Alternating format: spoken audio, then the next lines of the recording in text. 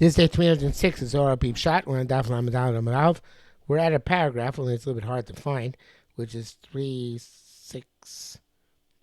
10 lines from the end of the obvious paragraph, which is ends Hashem Echad, Hashem Echad Shmo Echad. 10 lines above that says Rabbi Achamar, and the word V'yitin is large. Rabbi Achamar V'yitin Osam Lokim B'Kiyah Shamayim. Shbaruch put the Ma'oros in Kiyah Shamayim. Kulun Kaimin Bay, and when they're all arranged in order, Kidein Chedvos Adaim Da, they rejoice with each other. Obviously, all the Shefa is now in proper array, proper organization. Kidein Ziyara as His Nahora Mekameshimsha, and then the moon diminishes light before the sun. Now, if you look in the Sulam, he says that it's not our derech learning the Zohar, but on the level of Kistar Rizal, the Siyara here is Nukva, and the Shimsha is Zer Anpin, and the correlation is between Eretz, which is called Nukva, and the Shamayim, which is called, or the Shemesh is called Zer Anpin. But in any event, Feed Arkenu, we're going to learn that it's Kipshuto, well, not Kipshuto, but on a more simple level, is that the moon, which is the Am Yisrael in this world, and our mission and the purpose in this world, diminishes itself from the sun, Mekam Shimsha, and it's interesting, the Tzibur brings down, it does it b'simcha, because this is the purpose of the moon, to receive from the sun, and to impart the light from the sun to the earth. So that is the purpose of Am Yisrael. It brings down here, Migo dechiku rechimu az is garmei, because of the pressure of its love. Of course, our love, our purpose here is to represent Kosh Baruch in the world, and Kama not to begin line Hara law, and it takes everything which it needs in order to illuminate the earth, or the Siv Loyer al Aretz, but only as representing Kosh Baruch in this world. Shem is the Shemesh, we're the Areach, and our job is to represent him, and that his job is supposed to give us, hopefully, it gives us Simcha in this world. Give meaning, purpose, and destiny. It says, so eventually there's going to be a situation where our light, and Am Yisrael fulfills its purpose in this world to be the Or LaGoyim that it's supposed to be. It's going to be like the light of the sun. There are all sorts of references to the great level of Tzadikim, Lasi Lavo, and the light of the sun will be 7 times. It's going to be Or Shiva Sayomim, like the light of 7 days. Man Shiva Sayomim, what's 7 days? So Shiva Yom Brachis. According to the Tana Kama here, it's referring to the Shiva Yom Brachis. And the Tzitzer Zohar brings down that there are different times in the Gula process when it's going to be different levels. The Gemara in Pesachim Daf Samech Ches, right? But without getting to that right now, the point is that the Shiva Yom Brachis were the days in which the world seems to have been on the highest possible level, and therefore that's the purpose of creation, was to be like the situation of the world before the sin of Adam Rishon.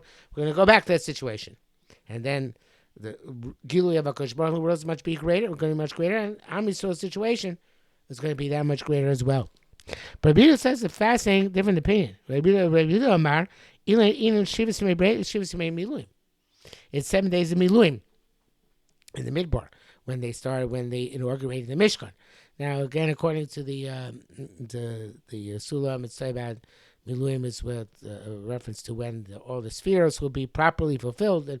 But in any event, on a more simple level, as we're learning it, those 7 days in which the Mishkan was inaugurated were the days in which there was a very high level of Kedusha, even in this world. Miluim Vadai. And so in front of those Miluim, begin Dahu Zimna, at that time is Basam Alma, the world was fragrant. Vishade Bishlimusa, and it came back, was restored in its perfection, referring to the moon. Became Sierra, and the moon was not damaged, even though the Shivas Miluim are at the beginning of the month. They start Rosh Chodesh Nisan, but they are the Sierra is Bishli Musa. I don't know if it's literally Bishli Musa, but it was as if this moon was complete, because the Ashba from Shamayim united with Earth in a very powerful way because of the construction of the Mishkan and inauguration of the Kohanim.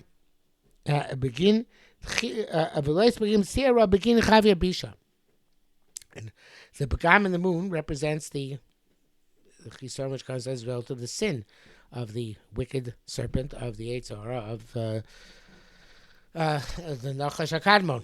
And at that time, the highest level of existence, evidently, in this world, on a significant time period, was that the Shivas Miluim, when it was as if the Chet HaNachash did not operate, because the powerful connection which was made in the Mishkan.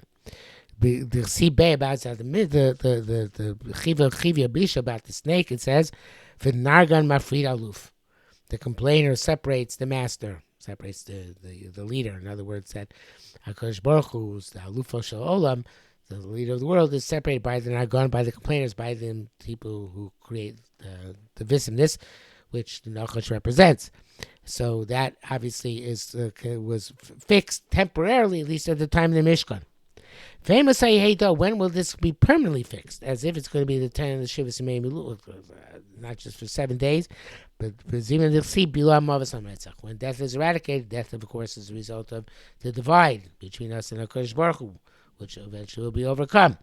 And then the Deng Siva, this it says, Hashem and His name will be one. Hashem Echad here seems to represent the light of the sun, and Shmo Echad the light of the moon, and the moon will be fully illuminated to the extent that it can be, of course. Ultimately, it's always going to receive something from the sun, but it's going to be fully illuminated, and we're going to represent the Shem Hashem Ba'aretz, and without any of the divisiveness, without any of the strife, without any of the Yetzirah created by the Nachash, and we should reach that time of Hashem Echad Shmo Echad very, very quickly. And that's it for today.